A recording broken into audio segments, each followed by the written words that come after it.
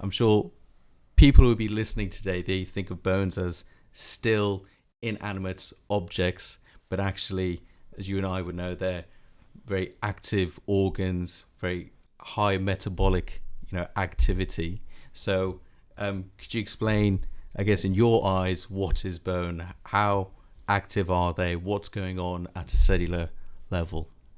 Okay, so yes, you're exactly right. So bone is basically made of the same protein as the rest of our body, which is collagen. Yeah. So collagen is the main protein that's the building block that all our tissues and organs are made of. The difference in bone is that mineral is added.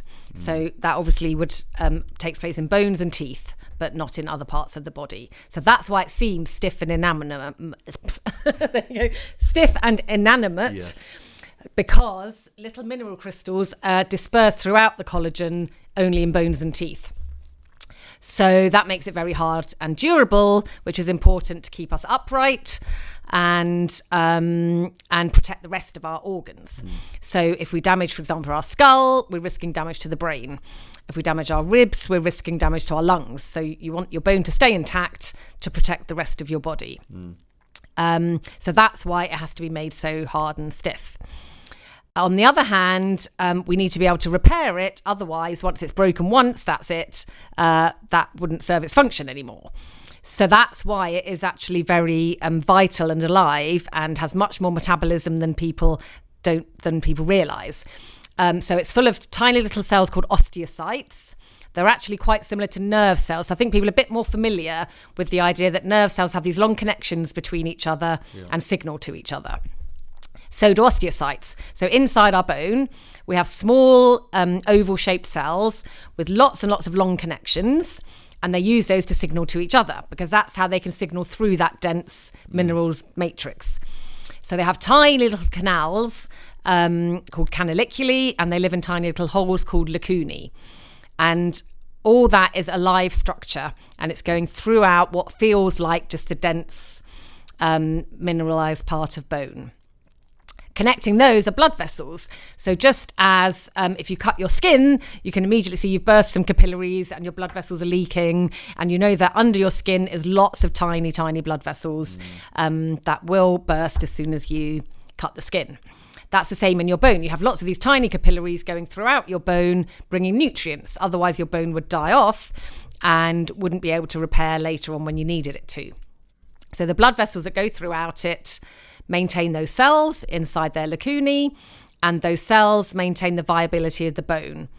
And those cells are able to detect if the bone is damaged and start the repair process, or if the bone isn't needed. There also are times when you don't need so much bone, so you wouldn't waste energy making it. So a classical example there is when an astronaut goes to space, they're not putting as much load on their bone. So the body thinks, I don't really need to waste all this mineral. I'll resorb away some of my bone. And that's another thing the live cells are doing. They're signaling to the cells that resorb bone and telling them, bone's not really needed here. So they're helping put new bone down where it is needed, where it's broken, and take bone away where it's not particularly needed because you're not exercising as much. I remember in my first or second year lecture, we had an orthopaedic surgeon. He came in and he was explaining the structure of bone, and he actually got these two plastic type, small little bone structures, and he got two med students to come down, one stronger rugby lad med student than someone else, and he got the rugby lad to hold on to the I think it was more collagen based, this structure, and then the other person, he held a structure that was more mineral based, I believe. And then when he asked them to break it, the one that was very mineralized but didn't have the collagen, that would just snap instantly. But then I think the collagen based one, that was just very elastic. It just bends, but he was not able to break it. So I you always think of bone as this strong, stable structure, but it actually has to do with some dynamic forces and some give and some bend. Otherwise, it would just fracture very easily, of course. Exactly. Yeah. So what you're describing is if you have only mineral, you would get a brittle fracture. So when a crack starts, it just goes all the way through and snaps it in two, like a crack in a pane of glass. Yeah. When you have something quite soft like collagen or rubber, you might think of it, like you said, it's got elastic properties, a bit like not as elastic an elastic band, but it's very flexible. It bends easily. Well, that's great because it doesn't fracture into two. It just bends and gives under the weight and it won't break. However, bending and giving under the weight is not very good when you're trying to walk around. So you need your bone to have a certain stiffness to enable locomotion. You don't want your body to be like jelly and flopping around when you're trying to mobilize, but you want it to be soft enough that it won't undergo that brittle fracture, which is why you need both the collagen and the mineral. And it's the combination that imparts toughness. So most people think it's about the strength of the bone that's the most important property, but actually in engineering terms, it's the toughness. Toughness is not quite the same as strength. Toughness is the ability to resist a fracture and to absorb energy before you fracture. Okay. And that's what the combination of the collagen and mineral gives it. The mineral gives it strength. The collagen gives it the ability to strain and deform, but it's the combination that's basically a natural composite that gives it the toughness. And that's how much energy can you take before you break. So if you imagine if you fall off a bicycle, how much energy is that put into your bone? Have you exceeded the threshold that it can take before it breaks? And then in terms of its building and breaking down properties, is that more osteoblast, osteoclast activity? And you talked about bone as actually a very sensitive organ or very sensory loaded in the sense it can sense pressure or maybe fluid forces. Could you talk about how bone then just responds to external forces and how it's actually this ever-changing, organ in the body? Yeah. So just to caveat that I'm going to summarize the sort of main ideas that people think how this is working currently, but there's still quite a lot of missing scientific information, especially on the cell level as to how the cells are actually performing this. But I'll tell you the roughly overall and results. We can explore that. That's why we're here today. Okay, so as you load your bone, as you just described, bone's a little bit flexible. So as you load your bone, it will have a tiny bit of strain. You wouldn't even be able to see it visibly. We call it microstrain. So it's about the maximum that's been measured is about 2,000 of these microstrains. When you're typically walking around, it's probably about 500 to 1,000 microstrains. So it's this tiny bit of deformation, but it's believed that is enough to push fluid around these tiny channels I told you about the cells are connecting through, the canaliculi, and the holes they're living in, the lacunae, and definitely through that blood vessel system we talked about. So every time you put pressure on your bone, you're pushing fluid through that system, and when you release the pressure by lifting your foot or changing the muscle direction of your arms or whatever, you're letting the flow go the other way. So that means inside your bone, fluid is going backwards and forwards all the time over your cells and vessels. In the same time, your heart is pumping blood around through your bone. So you're always anyway getting a fluid flow, a baseline flow created by that blood vessel system that you've got in there. So if something happens to that, if it stops feeling that flow and that load, the cell is not having the same amount of shear stress. So that fluid flow causes a shear stress and the cell senses that stress. And that's how it decides if it's at the optimum strength or needs to be stronger or weaker. So if it's not feeling the shear stress, it might say, don't have enough load. I should resorb away some of this bone. Now, the osteocytes can't do much resorption themselves, but they can signal through the channels I was telling you about. And they'll signal to one of the cells you mentioned, the osteoclast. So the osteoclast is an eating cell. It's based on the white blood cell lineage. So as we know, white blood cells eat bacteria. They eat debris in the body. And they will also eat pieces of bone, believe it or not. So those cells are signaled to. Those white blood cells become osteoblasts and start resorbing and eating at the edge of the bone. And they might do that either to remove damaged bone, to remove dead bone. We talked about the bone could die if it lost its blood supply, or to remove bone just because you think it's not needed there. Another reason which people don't always think about is a very positive reason if you need the calcium. So it might just be a homeostasis mechanism where your body needs more calcium in the blood, so it take it back out of the bone to get it into your blood. Right. A common reason for that might be pregnancy, for example. So there are lots of reasons why your cells might need to take that bone out, and they're signaled by the osteocytes to do so. Then there gets to a point where there's not enough bone now. Your bones become quite weak because you put more holes in it. So anything more porous with more holes in is now weaker structure. So the cells are getting overloaded. And when they feel a lot of pressure on them, too much load, too much of that fluid flow, they'll signal the forming cells, the osteoblasts, to start laying more bone down. So they'll infill the holes, the pores of the bone, or they'll add bone to the outside. And this is particularly important when the bone's growing. That's why people say you need a lot of exercise when you're young, because as your bone's growing, you'll put down more of it if you're undergoing more exercise. Right. So it can grow from the outside surface, the inside surface, and the inside of each pore. And that will put on more or less bone mass. Right. You were saying in pregnancy then, let's say, the body would sense that you don't need as much bone. Is that in the pelvis? No, it's not that you don't need as much bone, it's that you do need the calcium. So it's a typical homeostasis thing where your body has to decide what's more important at that time. Yeah. So it will take the calcium out that you need, but that could be a problem for your bones in the long term. And for example, if you're hypocalcemic and you're losing calcium because of some other reason like kidney disease or something, and you keep resorbing it from your bones, you will end up with osteopenia or some problem of bone loss. So it has to balance. So that's why pregnant women are advised to take more calcium to make sure they don't lose too much bone mass to give the calcium to the growing fetus. Right. Okay. So your body can sense, and then as a result, redirect minerals and. Yeah. Okay. Yeah. You talk about fluid forces. These fluid forces, are they from blood, in terms of how much blood is flowing, directly to certain bone cells, or is it actually the liquid layer that's around bone? So it's a combination of both. Okay, so the blood. So every tissue in our body has something called interstitial fluid. Yes. That's the fluid that comes out of the blood vessels but doesn't include blood cells. Correct. So blood cells are always kept inside blood vessels. Blood vessels have a wall, so a cell couldn't get out of it, hopefully, except in certain cases. But the fluid can come in and out through the blood vessel walls, and that bathes the tissues in interstitial fluid. Yeah. So it is exactly the same in bone, except because bone is so dense, that interstitial fluid can only go through the channels we were talking about, the canaliculi and the osteocyte lacunae.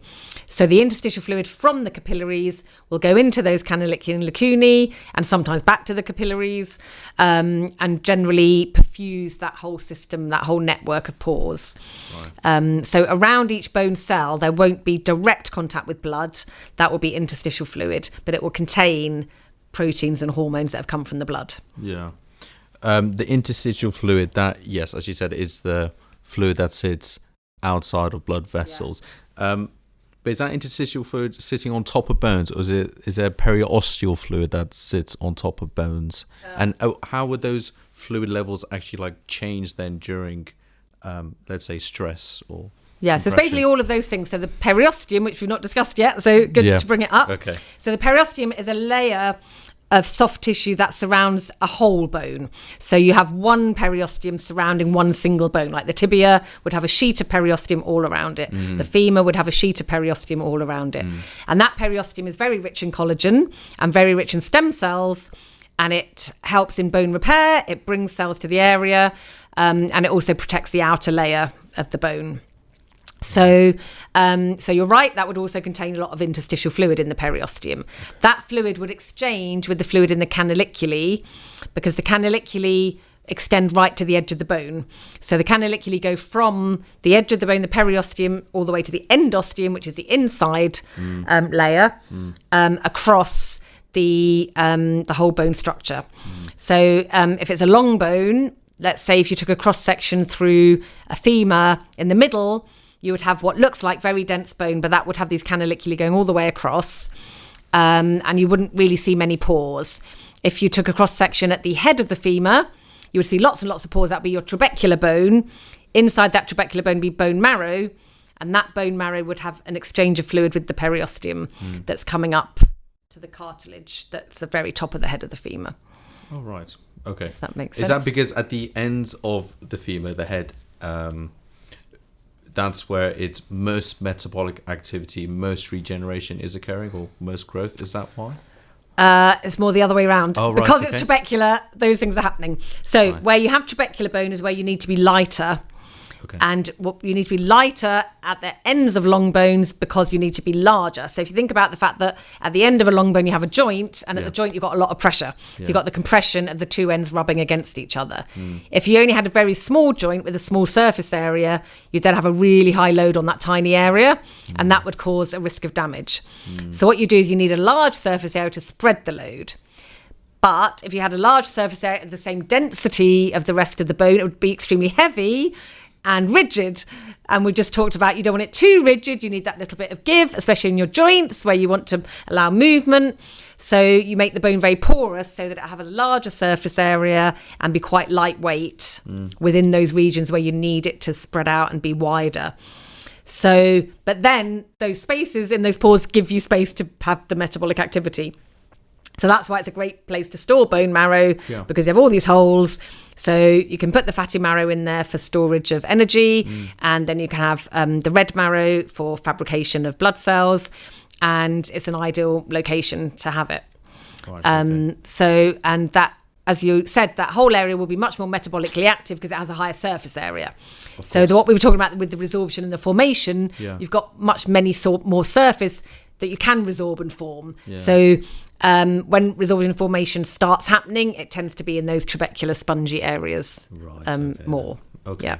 So in periosteal fluid, is that majority bone marrow where stem cells is, or is periosteal fluid? So I guess is periosteal fluid just sitting around the bone, or is that also in the trabeculae and the canaliculae? I mean, it's actually a fantastic question because I don't think anyone's looked into it. So periosteal fluid would basically be similar to any other soft tissue interstitial fluid. Yes. It would just be the fluid that bathes the collagen. Because periosteal is mostly fibroblasts. So you can think of it as a skin. It's the skin of the bone. So it's fibroblasts and collagen with some other cells, a lot of stem cells ready to repair bone. Now that fluid, as I said, because that's lying directly on the bone, that will exchange with the interstitial fluid of the bone, which in turn will exchange with the interstitial fluid of the bone marrow. So all of those are connected. There's no barrier between exchange across any of those, but they are spatially segregated. So I don't think anyone's looked at, for example, how fast could a protein cross from the periosteal fluid to the bone marrow fluid. I don't think that's ever been investigated. It's actually a very interesting question. But there's no reason why it couldn't. But I don't think anyone's looked at how much that does happen, or whether spatial segregation tends to just keep them a little bit separated. Yeah. And then in terms of bone marrow then, so you said bone marrow sits in the canaliculi system, and that contains stem cells. No, that's osteocytes sit in the canaliculi system. Osteocytes sit in the canaliculi. Bone marrow sits in the pores of the trabecular bone. Right, okay then. And in terms of bone marrow, that contains stem cells to allow for, and I guess, are these bone marrow, are they differentiating into osteocytes majority wise, or what cells then? Everything actually. It's a stem cell store, the bone marrow. So they have what's called mesenchymal stem cells. So mesenchymal stem cells can differentiate into bone, cartilage, fat, tendon. They can be what's called stromal cells, which are supporting cells for blood vessels. So they're quite a range. So I don't know if anyone's tried to classify sort of percentage-wise what they're more likely to differentiate to. I think there a few people have, but I couldn't tell you off the top of my head what those percentages are. But they can do any of that lineage. So anything that comes from what's called the mesenchymal lineage, which is the central region in embryonic development, they can differentiate to those. Right. Yeah. Sorry, I'm enjoying this conversation because when I talk to medics, they absolutely know their clinical work, but I think at times we fall short in maybe understanding why things happen, but rather identifying patterns in disease, and then from there, this is the treatment. A basic understanding, and I think it's more to actually just explain it to a patient, but sometimes you find the moments to have those conversations, and saying how bone works and how regeneration works. Okay. No, so the other thing to bear in mind is it's well known. So thinking clinically and clinical conditions, bone marrow is also a storage of white blood cells, but that's literally as a storage. So these stromal cells, the mesenchymal based marrow stromal cells, also support the hemopoietic stem cells, which will when you need them, will come out of the bone marrow. So the white blood cells, Yeah. and that's when you get things like you can have diseases such as leukemia and whatever, where bone marrow replacement is needed because you need to replenish the stem cells of that white blood cell lineage. So in, let's say, more advanced bone disease, not necessarily in a certain area, but let's say like leukemia, is that why you may get systemic diseases across the whole body in multiple systems, because it's affecting bone marrow stem cells, which differentiate into many cells, not just bone cells, but various cells? Okay, so yes, the only thing is I'm not a white blood cell expert, so I don't know the specifics of which cells leukemia affects. If it's only the hematopoietic lineage, it won't affect those ones that differentiate to bone and cartilage and that line, because that's a whole separate lineage of mesenchymal stem cells. It's just that's where they reside inside the bone marrow. So it depends at which point in cell differentiation the problem has occurred.